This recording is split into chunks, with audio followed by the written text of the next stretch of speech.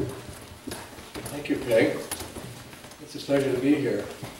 I'm going to read a section from one of the stories in A Red Woman Was Crying, also known as a Maoist tragedy, which is set on the real South Pacific island of Bougainville. The story is set in the late 1960s. Continuing the note of levity, the narrator, an old man, has taken the young American anthropologist to the place where an American warplane gunned down his wife in 1943. He hopes that the anthropologist, with whom he has a fictive grandfather-grandson relationship, can help him understand why this happened. You need to know that the narrator and his people knew nothing of modern warfare, until World War II dropped howling and crashing on them when the Americans launched a huge air, ground, and naval surprise attack on the Japanese not far from where the story is set. Gravity, lethal objects falling from the sky, connections between dissimilar people, bodies being flung around, dropped, and perhaps gravitas, and perhaps grave matters, and perhaps powerful forces that can be felt, but not understood.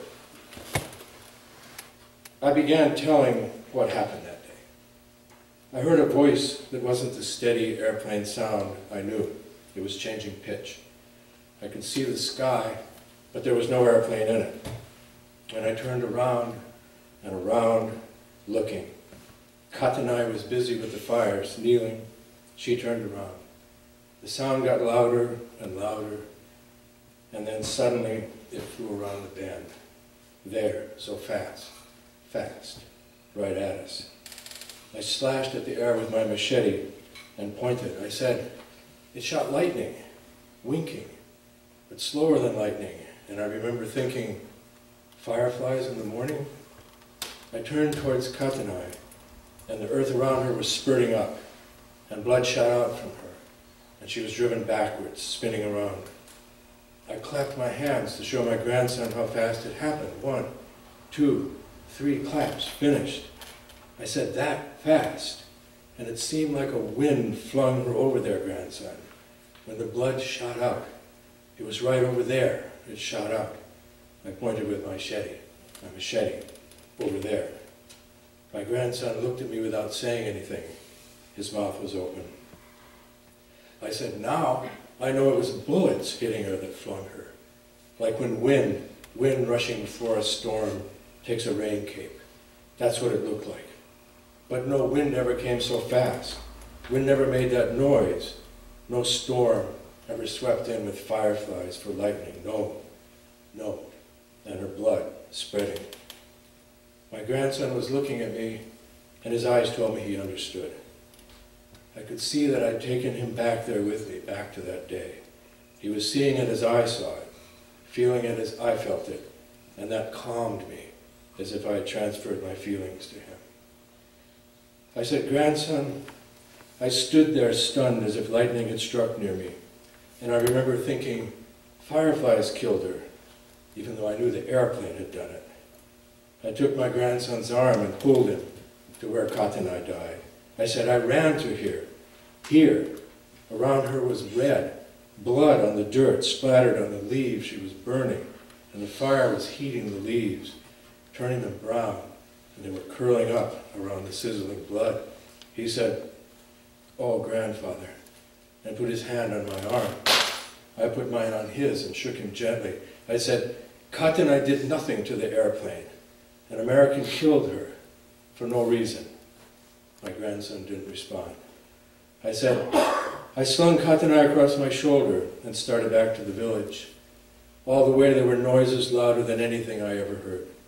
In the open parts of the trail, I tried to run. But it was hard because when I did, she bounced up and down. It was terrible to feel that. Can you understand?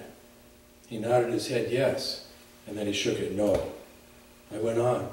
When she bounced on my shoulder, her body made noises, so I held her tight, but that felt wrong. I knew she was dead, but I was thinking, maybe I'm hurting her. My grandson said, "It's very far from here to the village." I said, It was terrible. Blood was running down my back and chest, mixing with my sweat, matting my body hair. When I looked down, it seemed I was the one bleeding.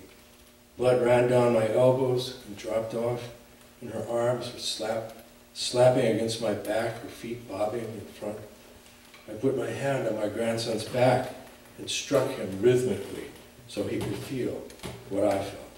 Slapping, I said, bobbing, bouncing, and I could smell her. When I came into the village, no one was there. I shook my head and looked at my grandson. I said, "Grandson," when I slid her down through my arms, her head hit my shoulder, and suddenly there was her face, dead.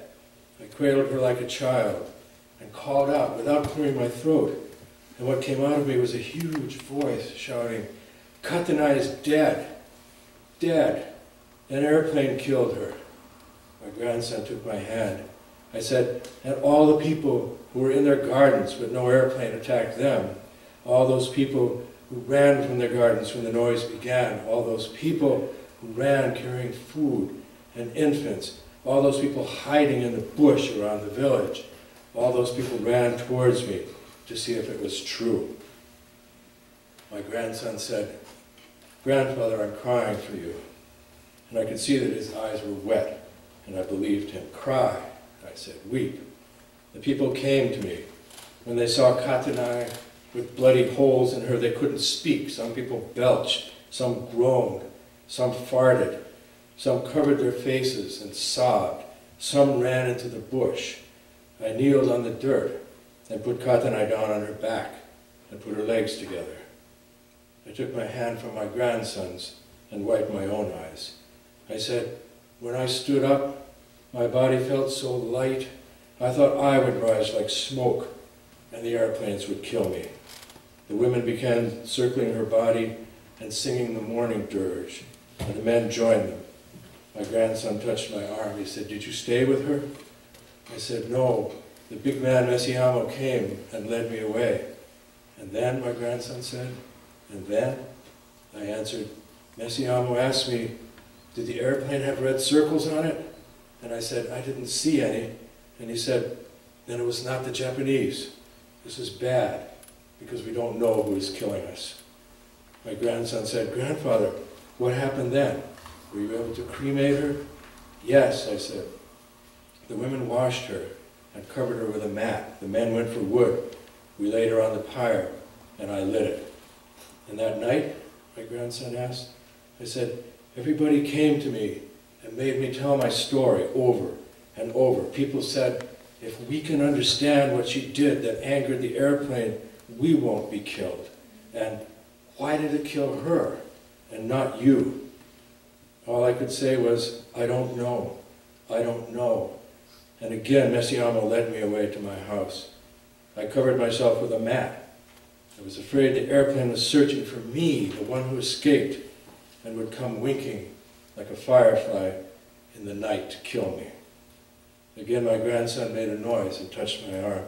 My grandson said, "Grandfather, I'm very sad about all this." And I said, "I know you are, and I'll continue. When I woke in the night, I could smell the pyre. I could smell her flesh burning. I could smell the blood that was still on my chest because I never went to wash. I covered my grandson's hand with mine, and I said, when I woke in the night, Messiamo was sitting with me. It was not an important man that he should sit with me while I slept. I paused. My grandson was quiet. I said, and I remember thinking, we are in a different time.